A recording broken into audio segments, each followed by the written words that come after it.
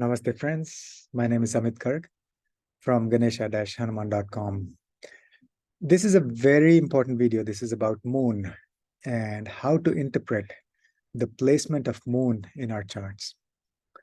Moon can be in any of the 12 houses in our charts, right? So somebody has moon in the first house, somebody has moon in the 12th house, like that. So today we'll learn what it means if the moon is placed in the 7th house, moon is placed in the 8th house, all of that. You see, it represents emotional mind in Vedic astrology.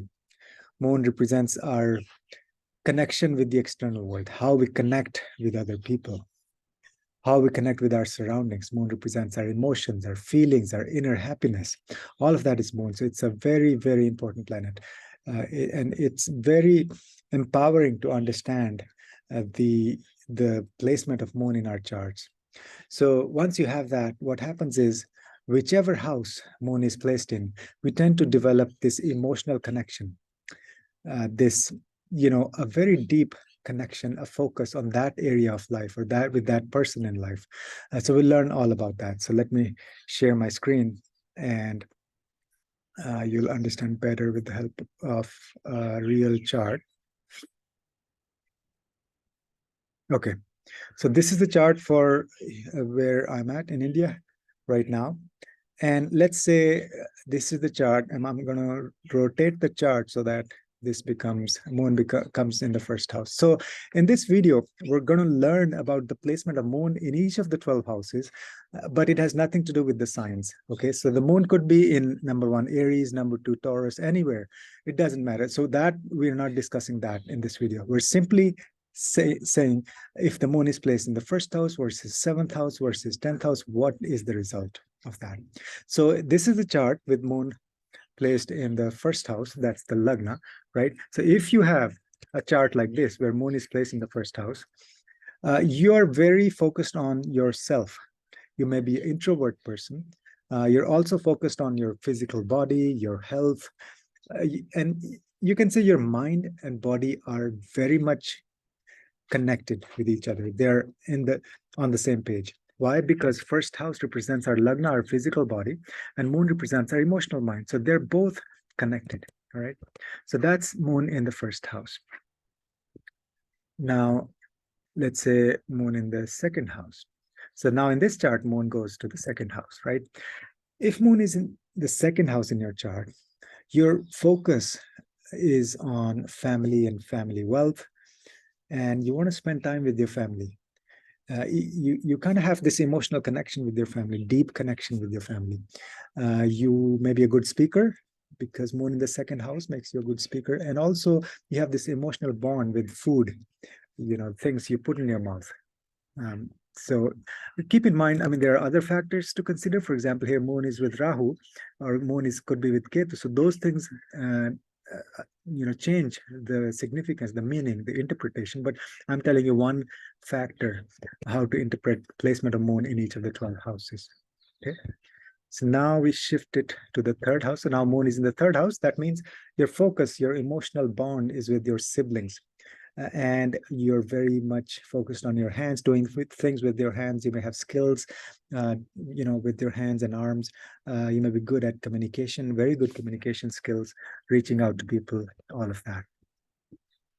Next, moon in the fourth house. If moon is here in your chart, that means moon is in the fourth house. That means you're very emotionally connected with your mother, or with the place of residence, or your bedroom, actually.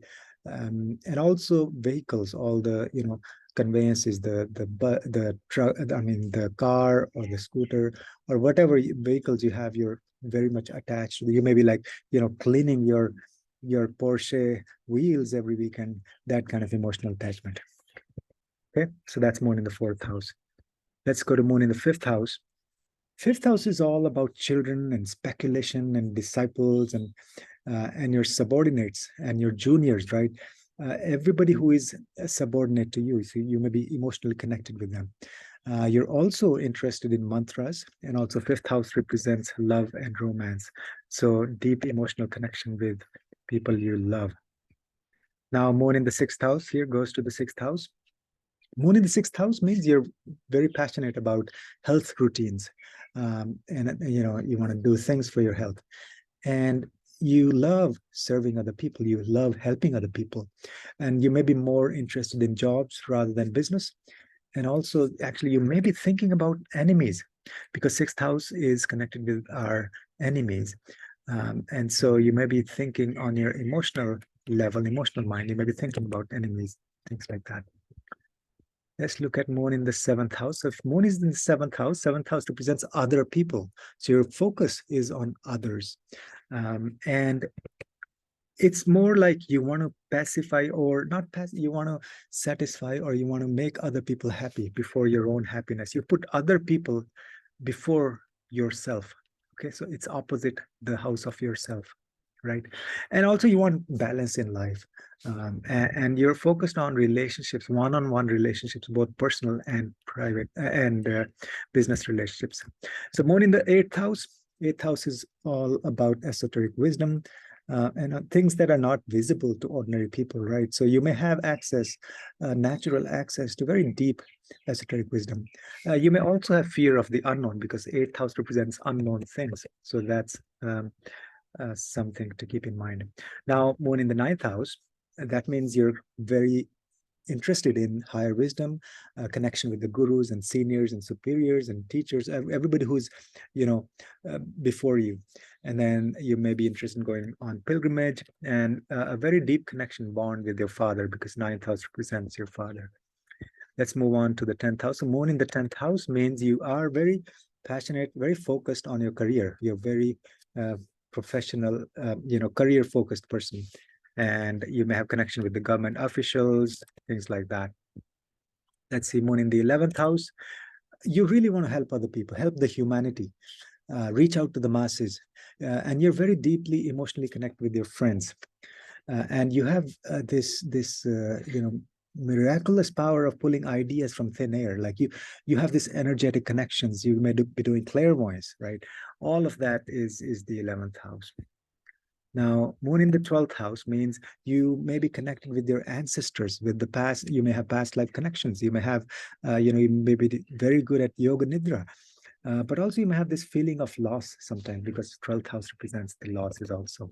So that, in a nutshell, was the impact of moon in each of the 12 houses. Now, keep in mind, a lot of other things to see. For example, what other planets are sitting with the moon. Secondly, what planets are aspecting the moon.